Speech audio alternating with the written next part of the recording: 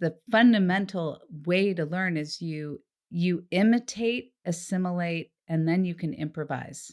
With anything, you're gonna be thwarted in the beginning many times, and you can't give up. You have to say, "Okay, well, I don't care if it even sucks. I don't care if I'm gonna fail. If I'm gonna fail, I'm gonna fail big. Let's just go all in."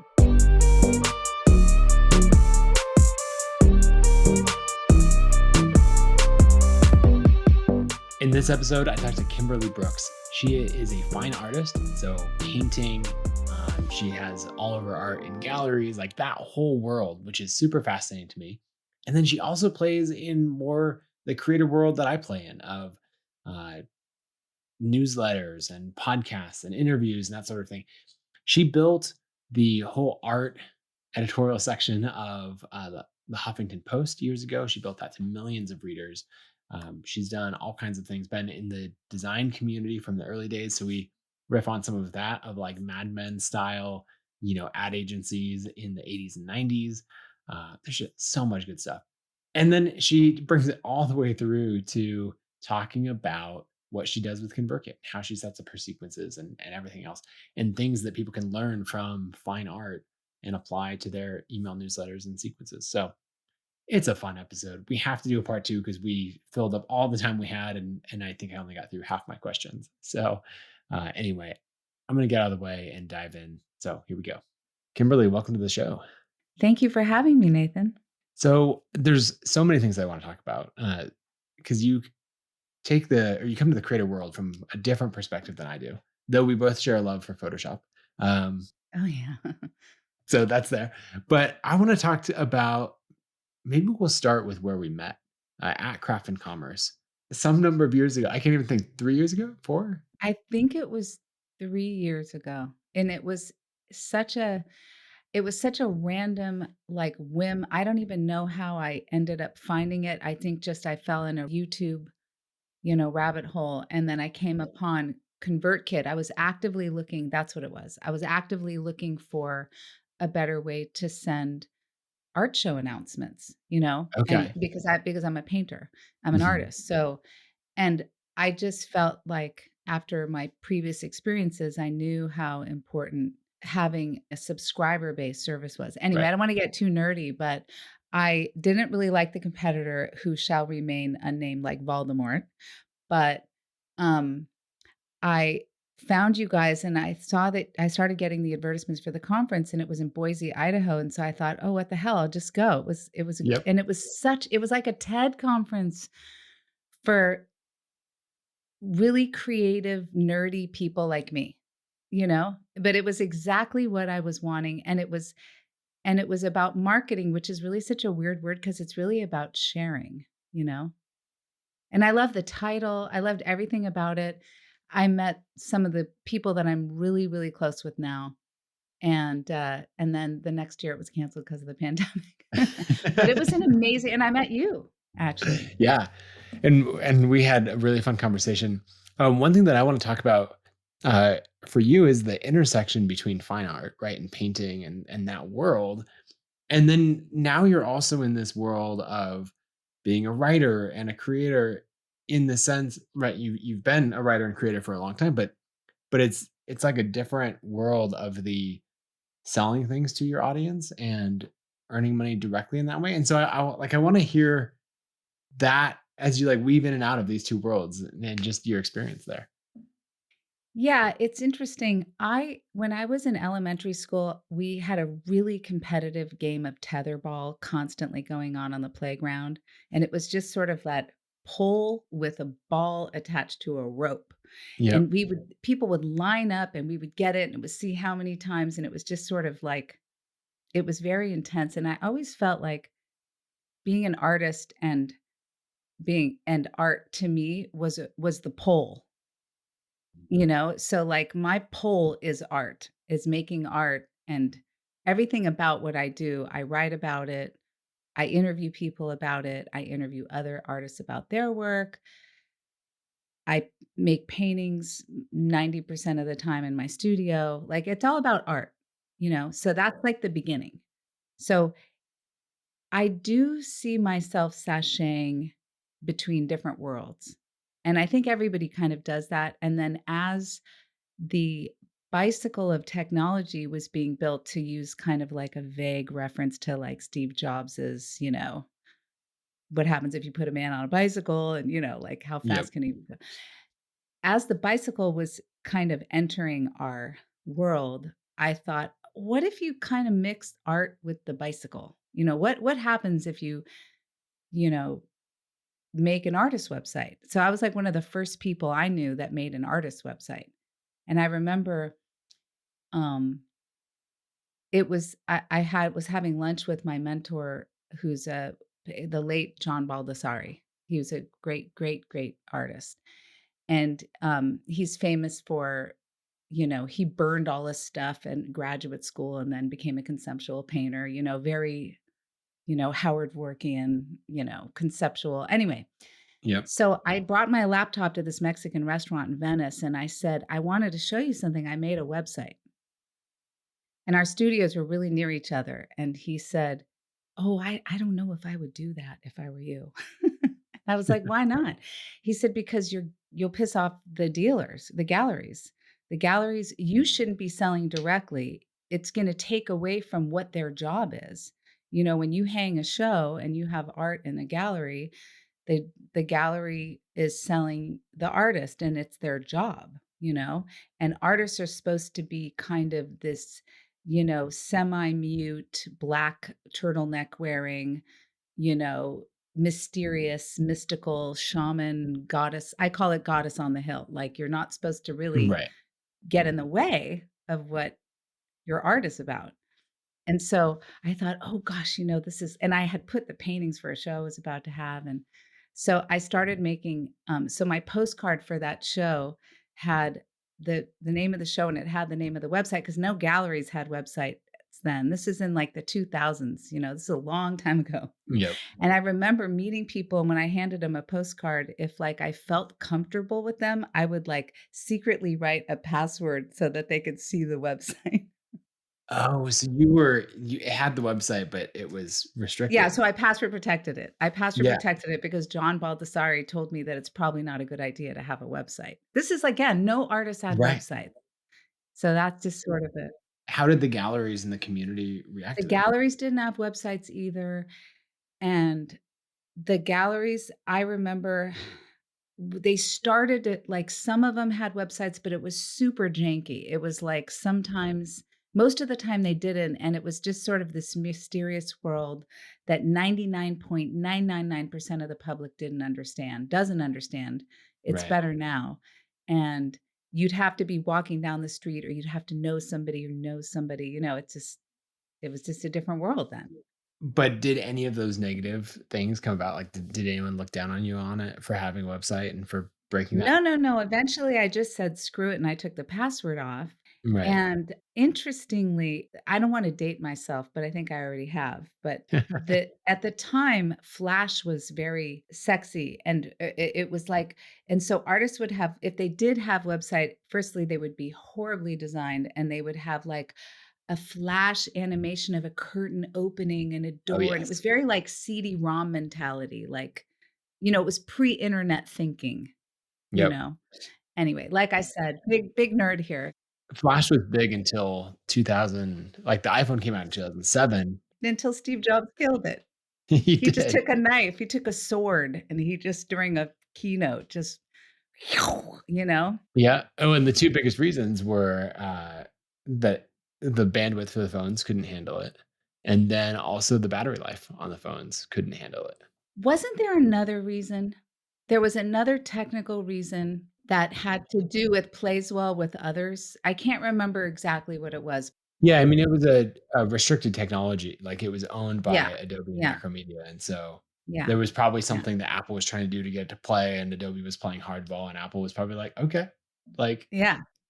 we'll play this game." Yeah, it was just the evolution of, of Photoshop and of Adobe products, and so I grew Right. up with Adobe. I was an early adopter always, I just sort of like technology. Yeah, I wanna dive into all kinds of things. I wanna talk about, more in the fine art world and the business of that and everything else, but let's go yeah. back and maybe start earlier in your career.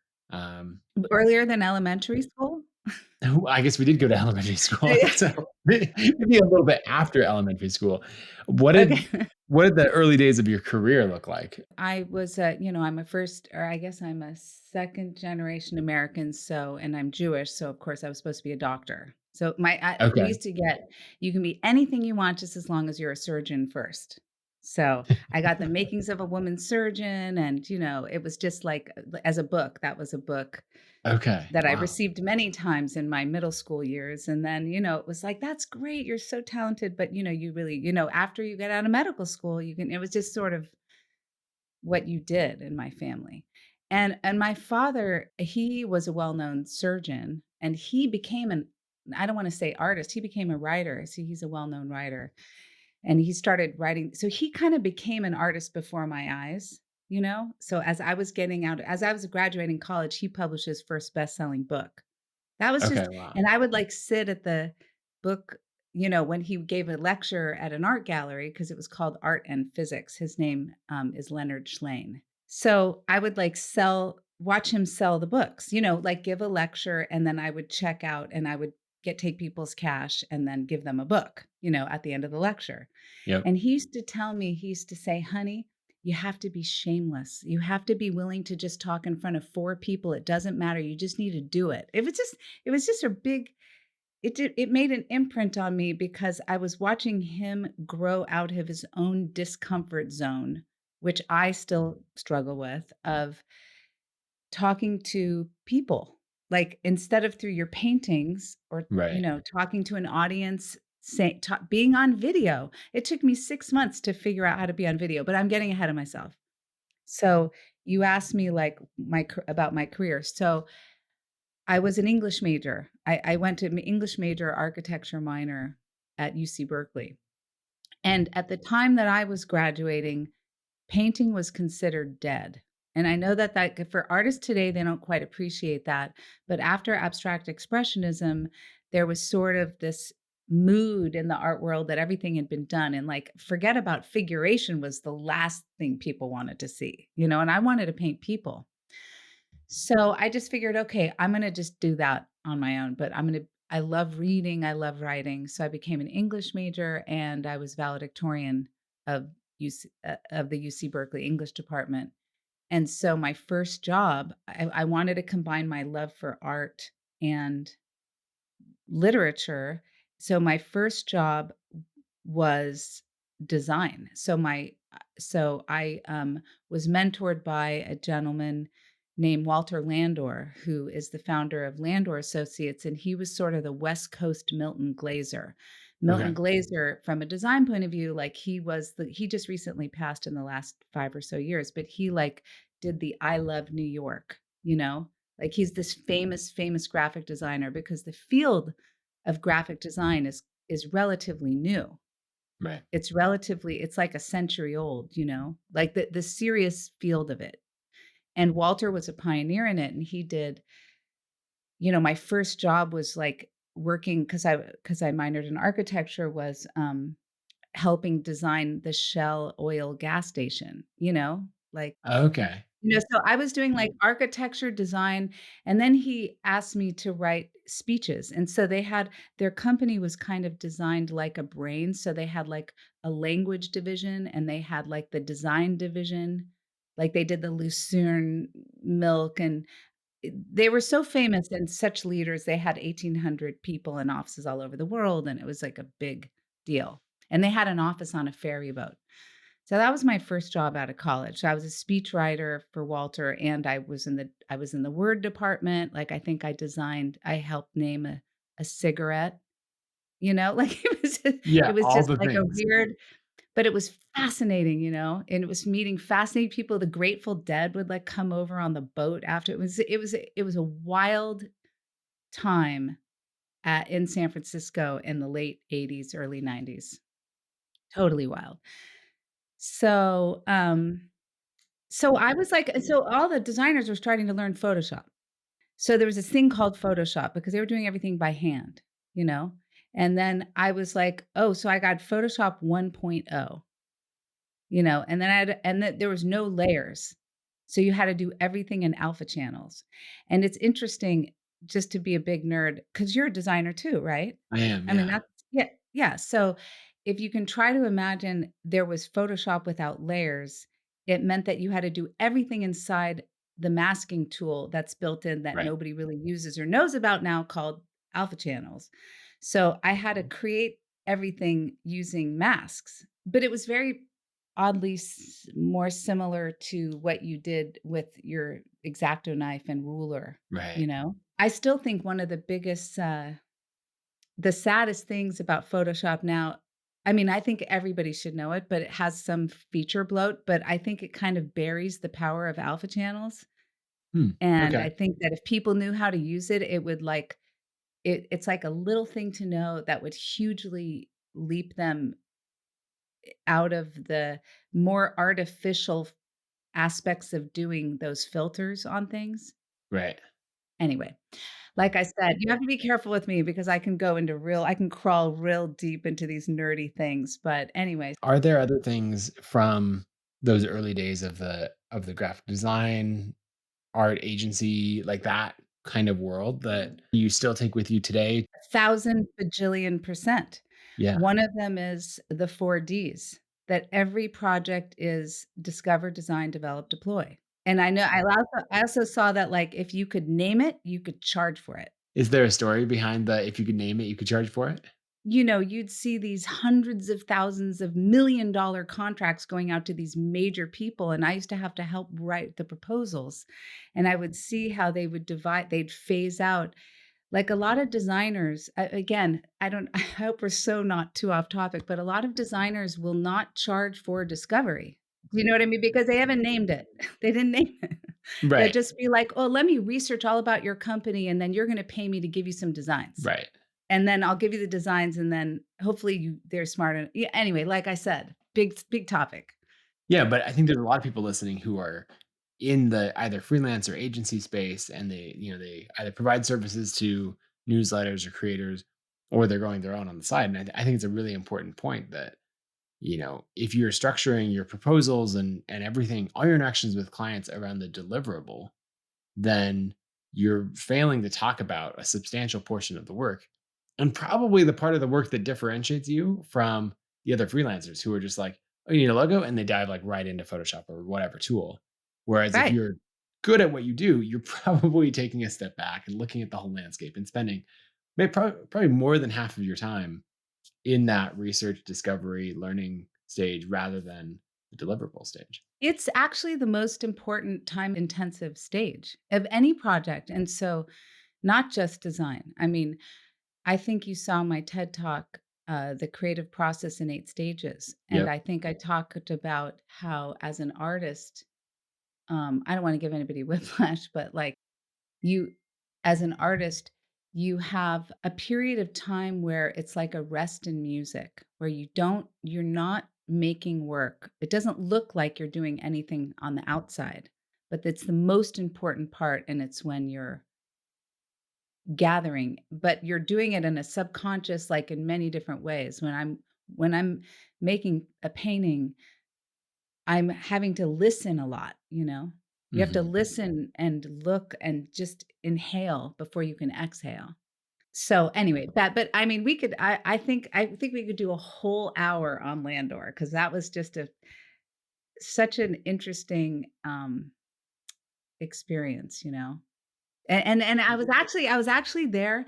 I don't know, well, you probably weren't born, but there was Coke released a new design, and and Landor was the leader of this new design, Okay. and I was, like, in the boardroom in my in pantyhose because that's what's like you had to wear that. It was like Mad Men. It was like Mad Yep. Men where, like, everybody smoked and the women were gorgeous and the men would, like, have these glass offices on the side of the boat, and they would, like, go in and light up a cigarette and call London. You know, like, they were, like, or Right. Japan, and they had it was just, like, super chic, crazy environment, very male dominated, and I was, like, often the lone woman in a room, you know? But anyway, that's a separate side conversation, and they were introducing the new Coke and it was a flop. It was like there was a backlash against the new design because it had, like, big fat it was like whereas the old Coke kinda has, that Victorian which they Yep. still use now, that very seraphy, ornate, almost like your create above your head, but more, you Yep. know? Whereas um where the new version they were doing was super kind of chunky. It was like new Coke, you know? Anyway, but, it was a wild experience. I wrote an essay about it, and I'll give it to you if Yeah, anybody we'll wants put it to in the read it. show notes. Yeah, yeah. We could spend a ton of time on that. Yeah, no, the whole the here's the thing, I wanted to be an artist, and a lot of times I believe there's a lot of people who have an artist inside them, and a lot of times they will work in a field that brings them near art decisions to make themselves feel better that they're not being an actual artist. And I was one of those people. Okay, so how did that play out for you? Of you're close to the design and that sort of thing? I was like, yeah, I couldn't be closer. I was Right. like, I was like I was behind the curtain of Oz doing the with the best people and everything. Again, this is so long ago, but I felt like technology at the time, again, Photoshop was just starting, there was no whatever. I was like, I need to break, I need to like push the table over. So I quit. I moved to Paris to paint for a year. I played piano in bars at night. That was like a whole other wild. We could do a whole show on that, but then I was like, "Well, I'm not gonna be able to make a living doing this." Like, I was painting, I was studying at the Sorbonne, and I was like I had this little gig in this bar, but it was a couple francs, and I wasn't legal in Paris, and I just had this big because of my literature background, I have just such a I love yeah, I was somewhat of a Francophile. So, how old were you when you I was in my early 20s. okay, when you quit and said, "It's time to do painting?" Yeah, I was like and it wasn't a straight line, and that's another thing, like, most artists don't like, some artists grow up and everybody goes, "Oh, you're so talented," which, by the way, I, like, hate that expression. I almost, like, tell people, like, don't ever tell people they're talented. Say you have great raw material, you know? Okay. Just say just, like, great raw material, but, like, you have to, like, do it for 8 hours a day in order to, like, express something great, and then we'll talk about talent. But in any case, so some people have parents that say, "Oh, your honey, you're so talented. I wanna send you to art school. I wanna spend a couple 100 grand, and I'm gonna send you to art school, undergrad." Let's say a typical college education is this amount, and then I want you to get an MFA from Yale or, like, the best school and have that checked off, and then I want you to go get in galleries and be an artist. Like, there's 0.01% of artists have that route. They have parents that say, we support this. This is a good plan." I would say that's like a very rarefied small group because you have to have well, there's so many things that need to happen in order to have that setup. Most people, most artists, even artists that I know, like one of my good friends, Enrique, he was a getting his PhD in physics and read my dad's book, Art and Physics, and decided he wanted to be a painter. Okay. So, like, there's, like, a whole bunch of artists that were doctors, that were lawyer Right. that they were catching the train of you know, "I'm a good student, I'm a diligent worker," and they you get routed onto a track, and then you're on that track, and then suddenly you wake up at, like, 30 or whatever, and you say, Right.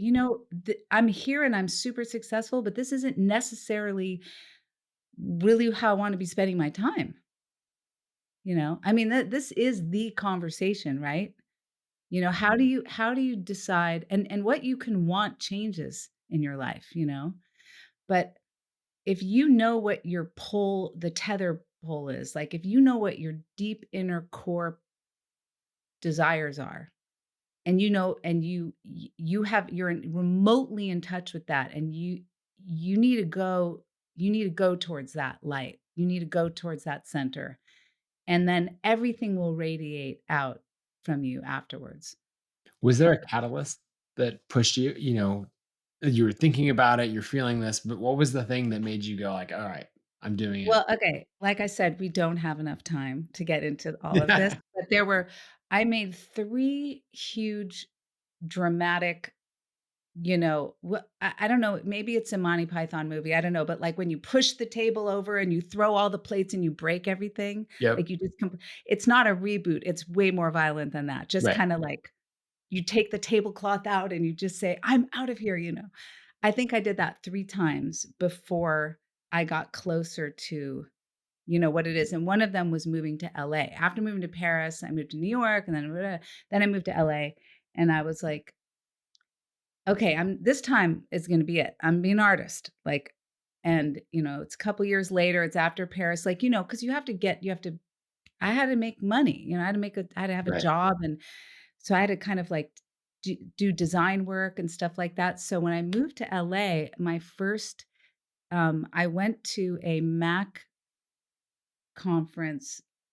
Like, it was, like, 60 booths. It was so small. Like, Mac was seen a teeny little thing, Uh-huh. and Microsoft was the big thing, Windows, Yep. and I made up business cards, and it said "artist," and then when I went to this conference, and I was practically, like, often the only woman, and I would say, "Yeah, I'm an artist and I know Photoshop." And so the first job I got was making the first CD-ROM for Apple Computer that they distributed to every single Apple. So they distributed over Oh, 2 wow. million copies worldwide, and my name was on it, and that was a huge breakthrough because suddenly I was being offered insane jobs, and next thing you know, anyway, like, I don't wanna dwell on this because we haven't talked about newsletters yet, Nathan. That is okay. That is okay. So, you just made a leap from, "I went to this conference," to, uh Yeah, by the way, speaking we started with going to a conference. there you go. Conferences Yeah. are a big deal. We can talk about that as well. But this leap from going to the conference to your work being on the CD. Well, so it was like, again, I was on the bleeding edge. I could not explain to my father, who would come down and visit me in the warehouse. It was an artist and a coder but they had both met in art school, and they brought me on to be the creative director. And Okay. it was almost no money at first, and then it became like a bigger thing, and the more that Apple saw it, the more they were like, "Wow, this is really good." So then the next conference I went to was in San Francisco, it was Macworld, and my art was everywhere, everywhere, and I got job offers from Imagineering. They wanted me to design rides at Disney, they wanted to be the head of Warner Music was doing a new interactive division, and I can't remember the names, Yeah. but it was a very heady time. It was very fun. I felt like, wow, I found this place that it's the intersection of art, design, narrative, and technology, and it was exactly where I wanted to be. And that was sort of and I set up an easel in my office. I had a lot of people working for me, and it was just Yeah. it got very fancy, you know? And I took a lot of, like, what I knew at Landor to attach, and this before email, this before the internet. You're talking early '90s at this point? Yeah, like, yeah, no, like, mid-90s. 96 maybe.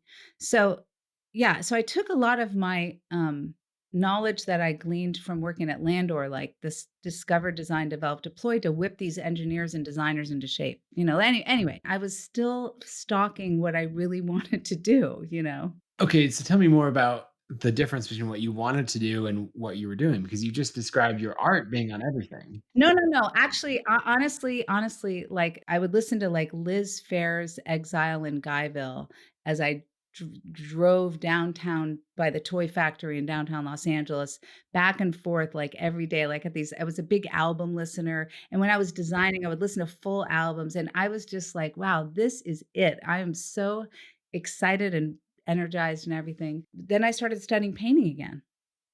Like, I had taken a hiatus, and then I got into the, Otis, which is the art school here. When you get professional, when you become a professional in anything, even being an artist, there's a single-minded kind of rigor and focus and clarity that one, brings their whole self to what they're doing, you know? And if you know that if you've been successful in anything else or anything like that, you can if you bring that to your art, there's literally nothing can stop you. You become like a wire cutter. It's like you're gonna munch through, like, really understanding painting in the deepest way possible. Like, I was thinking, if I can understand, like, alpha channels, I can figure out how to tone a canvas, just like I just because painting is a technology, honestly. I took everything in my being to it, and that was like a third moment, like, that was like another moment. I've skipped some moments, but there was, like, where I was, like, knocking at the door, and then I knew that in my art would become the that I when I started painting in full force, like, not just having it in my office, but, like, saying, "This is what I'm gonna do, and I'm gonna do it as so ferociously, like, stand back, everybody. Like, nothing is gonna get in my way." So you were painting, I mean, you had it is this like painting a few hours a week, a few hours a day, and then you dove into doing it just like No, this is like 40 hours I mean, I basically gave myself an assignment, and my assignment was I was gonna paint 100 nudes. okay. Because that's the hardest thing to do as a body, because you have to deal with the translucency of skin, and I could literally talk about painting all day, but you have to deal with light, form, and shadow, and thinking in 3 dimensions, and it's I don't wanna knock marketing and technology and the stuff that you do, but painting is and that most people Yep. do, Yeah. but painting is a true like, you have to really, it's a very intellectual as well as mindful and spiritual, but it's a very deep, deep, deep way to approach the world, and when you become a painter or you actually, like, listen to the little voice inside you that says that they wanna learn this, it's a skill, and when you do that, your brain expands and your world expands and you see things differently, so it's a very transformative thing, and it takes years and years, so my assignment was, I'm gonna paint 100 nudes, and if I have, like, 10 good ones, I can have a show. So I want to tie that to maybe the experience that other creators listening would have, or anyone who's on the fence about getting started, right? It might not be painting that they're trying to do, but they've had these fits and starts of like, I'm going to learn to code, start a podcast, start a newsletter, any of these things, learn to play an instrument, whatever it is. And then like start and maybe it goes well for a week or a month or like what advice would you have? Isn't there like a guru in the subject that calls it the dip? Who's that guy? Oh, Do you know Seth what I'm Godin. talking about? Yeah. Somebody told me that because I was saying this to somebody and they were like, "Oh, yeah, that's somebody's Seth Godin's The Dip." But yes, when I was younger and, all through my, middle school and high school and college, I played piano quite seriously. I was a classical pianist, and whenever I would learn a difficult piece, I would play it over and over and over again, and I would have to, like I would start to suck. I would get better, but then I would start to suck, and I would have to walk away and then come back at it the next day before I would be able to play it perfectly. Like, I mean, Yep. like learning an instrument actually teaches you this better than anything, because if you make a painting at first and it sucks, you can be easily thwarted, like a drawing or whatever. Right. But in order to, like, worry the bone of, like, how to get that legato right in that Grieg piano concerto or something, like, you gotta just sort of do it again and again and again and again, like, it's the fundamental way to learn is you imitate, assimilate, and then you can improvise. So you have to, like, you play these pieces, and so with anything, you're gonna be thwarted in the beginning many times, and you can't give up. You have to say, "Okay, well, I don't care if it even sucks. I don't care if I'm gonna fail. If I'm gonna fail, I'm gonna fail big." Like, I'm like, Right. let's just go all in." But that specific assignment that you gave yourself of Right. painting 100 nudes, do you think that an assignment like that is a good way to go as a creator of saying like, this is the commitment that I'm going to make? I'm going to get to 100 podcast episodes, or I'm going to, I don't know, write 100 blog posts, and then I can decide if this is something that I actually want to pursue. Absolutely. I think that when you make a commitment like that to devote your energy into building a body of work of any kind in any media, your life will change. Everything you are going to gain skills that involve every facet of that media. So like if you're a podcaster and let's say you record an iMovie, you're going to learn iMovie or Right. whatever they edit podcasts in. And I think if Leonardo da Vinci were alive today, trust me, he would know Photoshop. He would know, he would be like all over this stuff. He would love he would love it in this nether world space because I'm going off topic a little bit because there's this a little bit of a prejudice in the art world where people were thinking they were resisting the newer technological versions of artwork. But back to process, what you were saying is that if you do something in a committed way and you basically measure it and say, I'm going to do it until I get to this point. I think 100 might be excessive, but you're going to get the hang of it.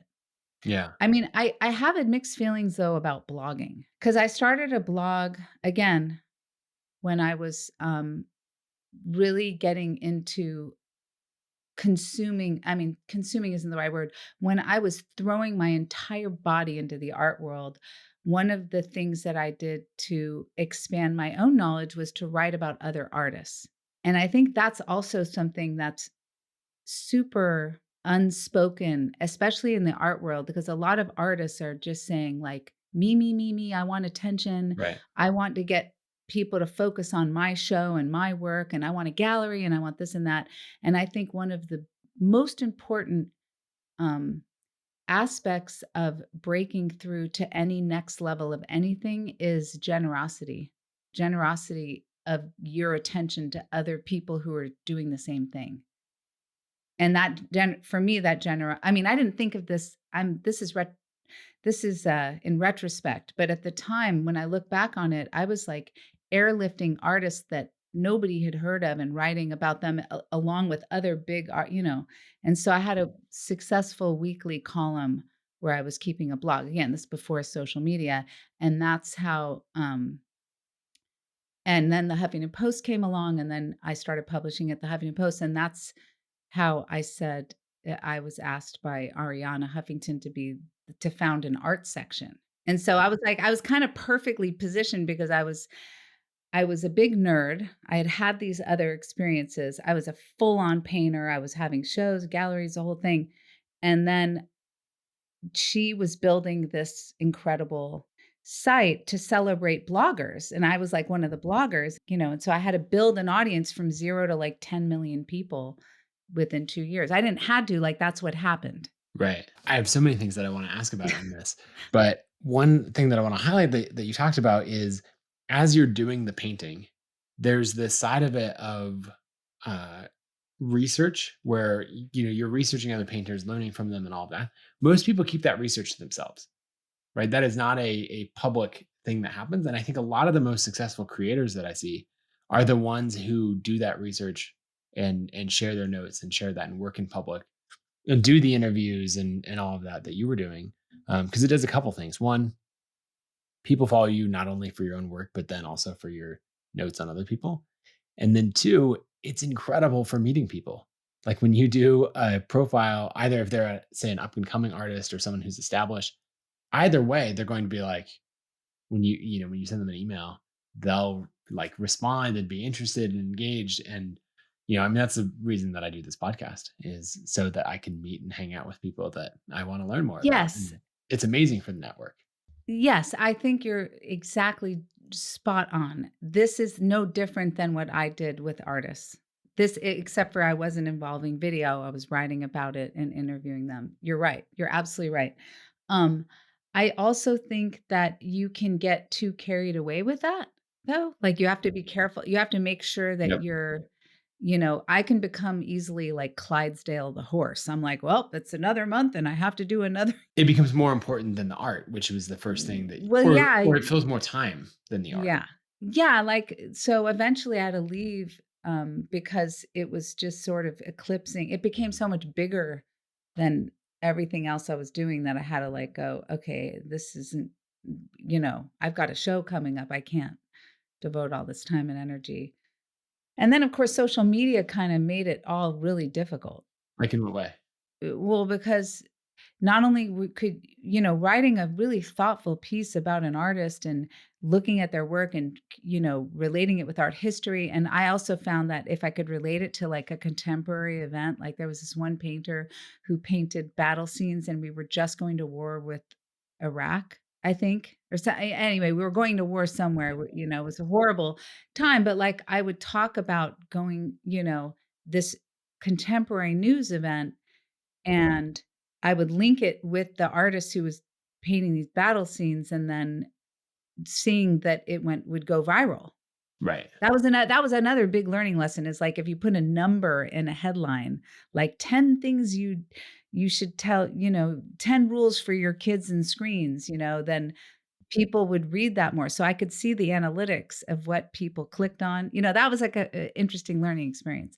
But when social media happened, then suddenly you also had to tweet it, you had to post it on Facebook, and then you had to tweet about it. And then it just got to be social media. Here's my take. If I could just say one thing, Yeah. because I want to get it out there. I think social media is great for first impressions. So that when people see you for the first time, they're gonna go, "That person's, like, a real artist, or they're a real whatever, and they're legit, and they don't just have, like, 3 things that they've said about this subject. They've actually" like, I trust that they've done some deep thinking, like me painting 100 nudes, like, this person knows how to paint. So, I think social media, it's just so easy to get carried away. I hope one day it goes away. Is that terrible to say? I think email should be everything. It should just go away. I don't think it's terrible to say at all. You have something in your TED Talk, um, you talked about, like, the compulsion to paint being taken away by your smartphone and these distractions, and I'd love for you to talk about that because I think there's so many things of, like, if I'm on Twitter or checking my email or even interacting with the ConvertKit team 2,700 times a day, you know, it makes it so much harder as a creator, and so I just wanna hear more of your experience there. Well, I mean, in order to even get into my zone mentally to paint, I have to like have at least 90 minutes where I haven't spoken with anybody. Like I just need to kind of like clear it. Like I need to, I mean, I can be in it and I've got all these, because everybody's different. Some people like beginnings, some people like middles, other people's like ends. So you have to get in touch with which person you are, you know? So I love middles and beginning. I actually like all of them, but like I'm better at certain things. So whenever I go into the studio, I have to start in paintings that are in the middle. I have Okay. many going on at once. So you have to get in touch with like what time of day you're best at. And I always begin things at the end of the day when I'm already like nice and a well-oiled machine, a well-oiled creating machine. Yep. I never begin things in the morning. I always begin them at the end of the day. I never begin paintings in the morning. I always Right. begin them at the you know? I mean, I know I'm not answering your question. Your question is compartmentalizing your time to protect it away from social media. I teach a master class, and I teach a master class with artists who are building their first body of work, or they wanna build a body of work. And in the master class, I make them take an oath, an Instagram oath. Right. Instagram is it's so draining psychologically, emotionally, mentally, and the effort that you put into it that you really have to like commit, and artists feel pressure to post their progress and post once a day and stuff like that. And the truth is that the algorithm is so, fraught right now because you really only see the last 20 people that you liked more often than not, and you're not it's not healthy. It's not healthy for a visual artist because you'll be on it, you check it like a diabetes checking their insulin level. It's just like, "Oh, did it get enough likes?" All that. It's like, ugh. So I use, Later to post once a week. because I don't really wanna deal with it. So I'll do, like, 4 months at a time, but if, like, I have a museum show opening up on Saturday, so I have to make a post this week, and so that's, like, in my brain, "Oh god, I gotta make a post this week." And when my book was coming out, like, that's a whole other topic about how to tell people and that a book is coming out. Yeah, so I just kinda look at it like, kind of like a creative sinkhole. Yeah, and so it makes sense to avoid it. And I think we hear that advice from a lot of talented creators, and it's easy to be like, "Yeah, yeah, yeah," but, like, I'm the person who can sit down and write with, like, a moment's notice, and then you get totally stuck on writer's block or whatever thing because you actually didn't create that space, and, like you talked about in the TED Talk of that time to, like, daydream and to actually be there present with yourself and your thoughts. Yeah, it's true. I mean, there's this thing in neuroscience called empathetic mirroring. Do you know about this? I don't. It's this, it's like when you see somebody, for example, write on a chalkboard, the neurons in your brain I'm not gonna say this right, so if a neuroscientist says I'm, like, slightly wrong, but, like, it has this effect where you feel like you're doing it, like, Okay. and that's why people love to watch people write things. That's why a chalkboard is an excellent device for I actually have a chalkboard in my office because I started to take videos of me make with my talking points of me writing it on a chalkboard because even though it's considered like, yesteryear technology, it actually helps people receive the information better to see it written. Rather than it being the next slide. Rather than just show a PowerPoint slide, Yeah. yeah. And so this the act of seeing it rhythm, but so if you think about the power of empathetic mirroring that's going on in your brain when you look at something happening, think about how much it can pollute your brain if you're watching a stream of all these things happening in your Instagram feed or your Facebook feed. It's, like, dangerous, like, you have to be protective of what is going inside your mind. It's what they say, like, garbage in, garbage out, you know? I wanna hear about you getting into the world of, like, teaching classes and that side of it, and then you have a book as well. There's a lot. Oh, yes, so I have this book. There you go. So, around a decade into, being a serious painter, I started to feel bad from the fumes because painting isn't really taught the way other things are taught. Painting is sort of like there's been this somewhat mystical, here's a bunch of art supplies, go to the art store and then let's see what you come up with. And then the classes tend to be more about critiques about what you've done versus Right. about How um to do something. about the true granular hows, the how like the basics, like things that you should know. And, so I started to get sick, and I happened to be the arts editor at the time of the Huffington Post, and I reached out to and blogging was a very interesting it was around 2004 or 5, I think. Maybe it was a little bit later, but it was an interesting time because other people were thinking what I was thinking, and I could see it and search for it, whereas I couldn't have done that a decade earlier. Right. And so I would reach out to leaders in the field, scientists, whatnot, to write about this topic of safety, like that. And but then when I read, and I had, by the way, been consuming a gazillion books, everything about painting. And I just saw this huge gaping hole of how it was communicated. So I started writing this book all about painting. And the book that I ended up publishing with Chronicle Books is just one small piece of it because it was kind of too big. It was like James Joyce's Ulysses, it was like a tome, it was like a magnum opus. And it's one of the key things that people don't realize is that you don't need to use solvents. Many people believe that you need to have like an open can of turpentine or some kind of solvent to dip your brush in to thin the oil paint. So it's like super basic. And most people, when they go to the art store, and this is just Yeah. my short skinny on the book, is most people when they go to the art store, it would be like only buying canned or prepackaged food. They don't know what's in it. They don't know like that you don't need all those things. Like, but if you were like learning how to cook, you would know the difference between a garlic and a shallot and when to use canola oil or olive oil, Right. extra virgin.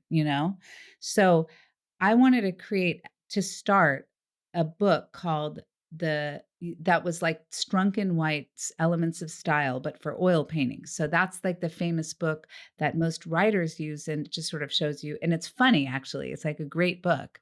So I wrote that book, and that's called The New Oil Painting, and it's published by Chronicle, and it came out in June, and it's like staying in the top like 5 books of oil painting, which is great, you know. So it's Yeah, I'm very excited about that. that's amazing. But and anyway, in that journey of writing the book deal I got was 2 years ago? It was, like, a while ago, and so as soon as I did that, I thought, I would be a fool to not have a class that went with the book. So the summer of 2019, I had, like, 4 solo exhibitions in a row, and I thought, "Okay, I'm gonna devote 6 months, and I'm gonna record videos, and I'm gonna do that," you know? So, I created this class that I wish that I had, and it was way bigger than the book. It was, like, everything I've ever thought about oil painting, and that's called Oil Painting Fluency and Flow, and, so, yeah, so I launched a class. So the classes are out there. Are the classes something that, you're teaching in an online course, or they're in person, or through a partnership with someone? So once I learned about that you can oil paint anywhere, like you, Nathan, tomorrow could decide, you know what? I've got an artist in me. I want to learn how to paint. And you could set it up next to your, like in a little side table next to your computer, and Right. there would be no fumes, no nothing. And it's much better for the environment. It's not made out of plastic. It's like, you could do it. So I wanted to get the word out. And so my first class is and so I was started teaching at major institutions. So the Anderson Ranch in Colorado, and the Otis where I actually took lessons. I taught there, and then I just thought to myself, this is highly inefficient because I have to like schlep over there and go there for hours at a time, and I could reach so many more people if I recorded instruction. And so I made these recordings. That's a hybrid of recordings and live sessions and critiques.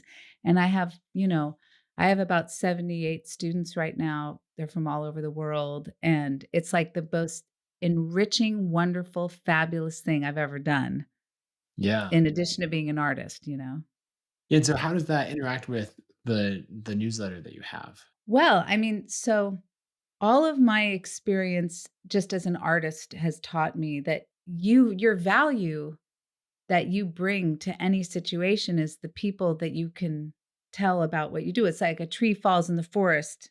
Nobody knows you're having a show. You can't just rely on your art dealer. And the dynamic has changed where people don't have rarely do people have like one gallery that represents them, and then they've got a bunch of satellite galleries. So you kind of have to be a little bit more entrepreneurial as an artist. And so you need to gather an email list. And so I stopped blogging, and instead I have a newsletter because I want, and I have a narrative of stories that I tell about creativity, about like I'll crawl deeply inside the making of a single painting of mine or maybe another one. And each email that I send out, I spend a lot of time on, and it's like a work of art by itself. Because it's again, it may be a different thing. Like a newsletter may be slightly different than a blog, but it's still words and image, and it's just how it's like another work of art. It's another work of art. And I love using ConvertKit. I mean, I really, really do. I tell people about it. I tell people about it all the time because I think it's the first software I've encountered that um, allows you to very easily create a sequence. And you can. I tell people, I say, like, if you want to think about it, you could unspool Tolstoy's War and Peace if you wanted. Like, you could every week you could give like a little Right. section, and you can start at the beginning, and it takes the pressure off needing to constantly have every email be a first impression. So you can really let people to get to know you in a much deeper, more personal way because you create a sequence of letters to them that Right. unspool over time. Well, I think that's a really important point about starting at the beginning, because when you're sending these one-off emails to your newsletter, you don't know where people are joining. Some people have been with you for Exactly. years, and other people, that is the very first thing. And so every time you're I find myself adding these caveats or like, hey, if you're new here, any of those things. And with an email sequence, this automated series, it starts at the beginning every time and it works people through it. And so I've had so much fun creating those because you can chip away at them. Like I have one that I'm kind of writing now on, I guess it's on personal finance, and it's just things that I wish that I had known as like a moderately successful creator. Like, hey, you're now earning a full-time living. What's next? And so I can just write about that when I feel like it and add to this that's now like 10 or 12 emails long. What's your frequency? That one I set to every week. But if I don't write for it, everyone just kind of pools up at the end and waits, you know, for the next email. So it's 10 emails and then I add to it. And so like last week I didn't add a new one. And so now there's like 100 people that are all the way at the end and they didn't get an email last week. Yeah, no, I have that situation. I have a 2-year sequence. Oh, wow.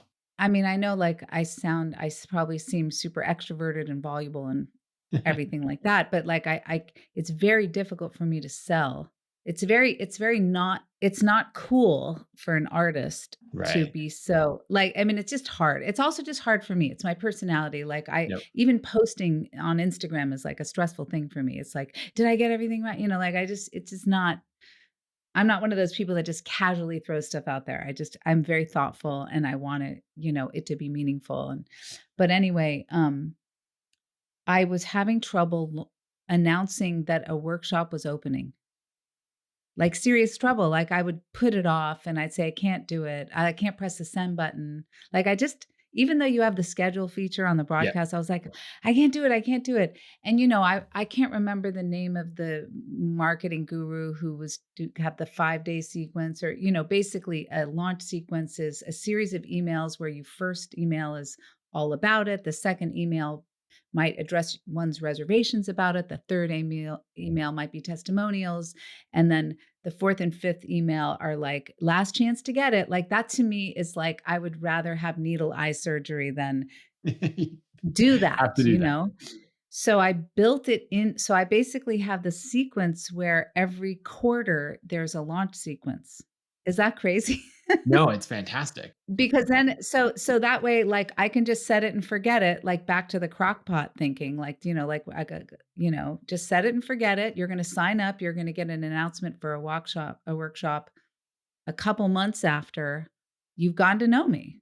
Do you think that, well, actually, I guess really quick, the thing that I love about that is you can be completely immersed in your painting, right? And there you are selling a workshop, and you're like, you don't even have to think about it or know about it because you did that work once, and now you've finished a whole day of painting, start something new at the end of the day because that's the way that you roll, and then also you can say like finish up and check those sales and check that engagement and see, oh, people, Yeah, yeah. I mean, it's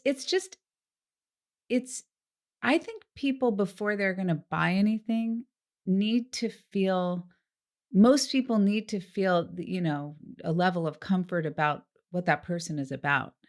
So, I haven't touched YouTube. I honestly I haven't made a huge effort because I've had the book coming out and I had a big exhibition in June because I designed a series of I painted a series of abstract paintings for the cover of the book because I wanted the cover of the book to be stellar and represent like a petrified stroke like hanging in air like a to just convey the idea of painting and not be like a landscape because for right? some crazy reason if you look up oil painting all the books about oil painting are so poorly designed. It's like it's strange because you would think people who are artists would care about design, but it's like pink Palatino bold 14-point font over like a green sunset. It's just Yeah. ugh. Well, design and painting are not necessarily the same thing. You happen to come from a world where you have a lot of this, those 2 worlds have intertwined for you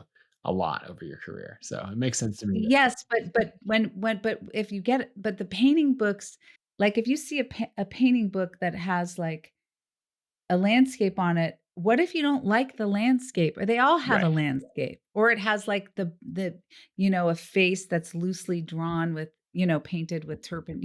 alla prima.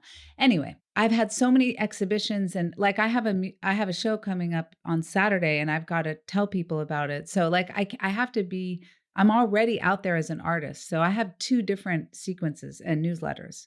I've got like a workshops one for people who express interest in a workshop within the main newsletter. Like if like, I'll say, like, I have this one great newsletter where the subject line is, "Who is this gorgeous woman?" And then I show a picture because they used to paint these beautiful renditions of the faces of the Egyptian mummies inside the sarcophagus, like, Okay. beyond gorgeous. Like, if you looked it up, you'd say, "Oh my god, this most beautiful painting I've ever seen." And it looks a lot like Francesco Clementi, which is an artist that, like, uses the same aspect ratio. It's like you sort of go, "Ah, that's where that guy got that idea," you know? But I'll talk about the pigments and that they used to burn mummies and then take the ashes and make a pigment called mummy brown. I know that sounds really kind of gross, but like, but they that's what they did, and I'll say, like, "If this interests you, you might be interested in, like, a workshop." Then if they say yes, then they'll go into my workshop sequence, and they'll get notified when I open them.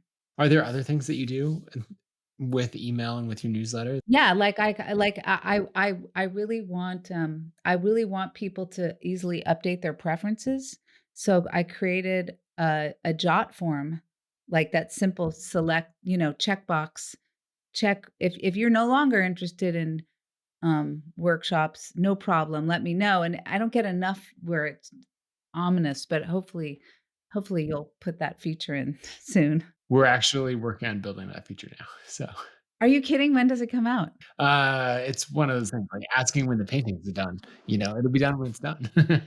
The other thing that I do is I really think gifts are important. And Okay. I think the marketing community is really cheesy about it, like, they always do, like, outtakes from Friends for Right. reaction shots, and it's just Yeah. so horrible, but, I mean, it's just corny and you know who I'm talking about, but, anyway, a GIF is a beautiful thing because it's a movie that plays automatically, and doesn't have sound, and it can be so beautiful and subtle, you know? So every time I make a newsletter, I usually have like it's like a work of art to me, you know? And sometimes if I want to emphasize a word, I'll paint a picture of that word and I'll integrate it in it. So like I really love making them special. I have one about the creative process and about not the TED Talk that you saw, but, like, I have one that's, on the lead up to talking about the master class where it's called The Curse of Perfection, and I talk about how when I was a kid, my mother used to always she would sometimes wear, like, super smudged makeup, and it was called the smoky eye. I mean, they still do it now, but now the beauty people make it super specific, but then it was not that. It was a little bit more like, "Woohoo." And I found a beautiful gif of, like, a smoky eye, like, slowly opening and closing. And I then go off on this whole subject about how, it's as a painter, you have to let go of of the chains of perfection. You have to let it go in order to create. Yeah, well, I love that you're taking a medium that, of email or gifts or any of these things that a lot of people use in one way, and you're bringing those styles and that like class and sophistication and really just a level of effort. I think a lot of people are like hearing, "Oh, I'm supposed to have images or gifs. I'm supposed to be funny," and so they just look for something and slap it in there, and there's a level of effort that's not happening there. But because you're doing these automated sequences, and you know that if you put this effort into it, it will like last and work for you for years, then it's worth it. You can do a custom painted, word or something like that to illustrate a point. I mean, I have the luxury of having, hundreds of paintings and pieces of paintings and video of Mhm. there's nothing sexier and more beautiful than watching somebody mix paint. There's literally nothing more gorgeous than that. So, I'm lucky, and I understand that other creators have to find other things, but there's a way to do things that have, like, a metaphorical I here's what I would say.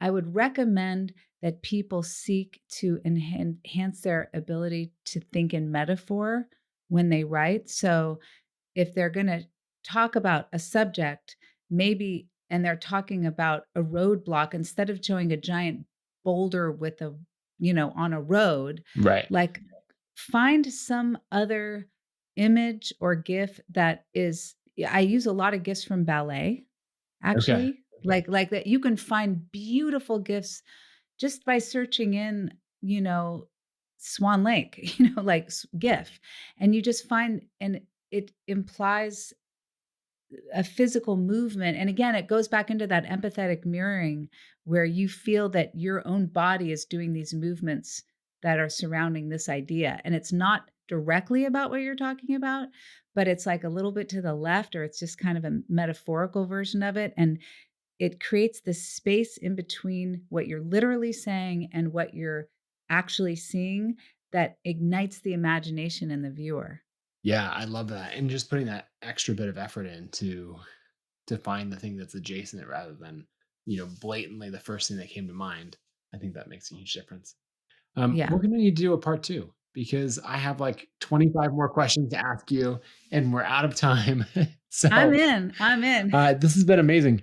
Where should people go to subscribe to the newsletters? They should go to kimberlybrooks.com. Go to kimberlybrooks.com. It's right there in the footer and on the top, and I really love communicating with this way, and it's been an honor to be on this podcast because I really love the product you've created. I really couldn't do it without you, without ConvertKit. So I'm such a fan, and I'm an evangelist, so Oh, kudos to you. yeah. Well, thank you. Well, we're excited to host Craft and Commerce again in 2022, and we can have a reunion then. It'll be great.